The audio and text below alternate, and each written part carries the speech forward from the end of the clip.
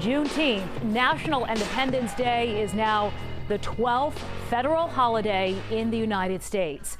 Georgia U.S. Senators Raphael Warnock and John Ossoff were there as President Biden signed the bill into law just a few hours ago.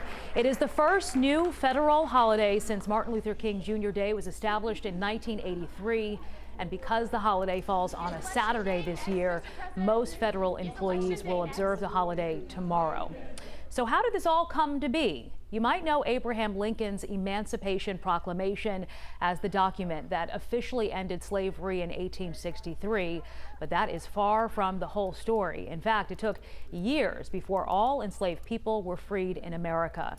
Since southern states had withdrawn and the war was underway, the federal government had no real power in the Confederacy until the North won the war. And it took enslaved people in Texas 2 years, 2.5 years to learn about their freedom. And that's why we celebrate Juneteenth. Here's a look back at the beginning of Juneteenth in 1865. After 4 bloody years, the Union defeated the Confederacy to win the Civil War and abolish slavery in April 1865. There were nearly 4 million slaves in the U.S. at that time. Union armies began marching through the southern states, freeing thousands of slaves each day. The news took months to reach Texas, the westernmost state in the Confederacy.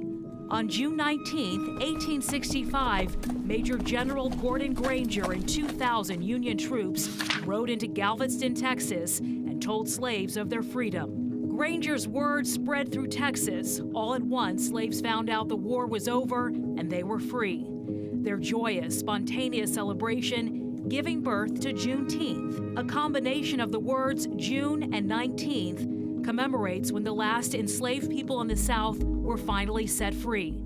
Many slaves were met with violence or death when they tried to leave, yet the promise of freedom extinguished fear. Former slaves gathered on Juneteenth the next year and the year after that, and over the decades, Black communities observed the holiday with family gatherings, parades, barbecues, and so much more. Texas became the first state to make Juneteenth an official holiday back in 1980.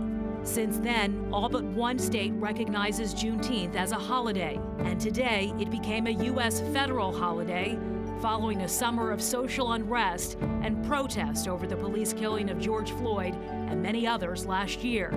And several private companies have made Juneteenth a permanent paid holiday. It is a celebration of independence, the day all Americans were truly free.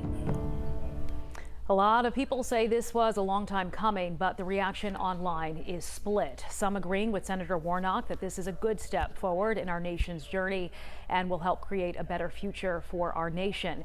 But others agree with Robert, who say, so let me get this straight. Juneteenth is now a federal holiday, but laws are being enacted all across the country to keep people from learning about it, referring to critical race theory.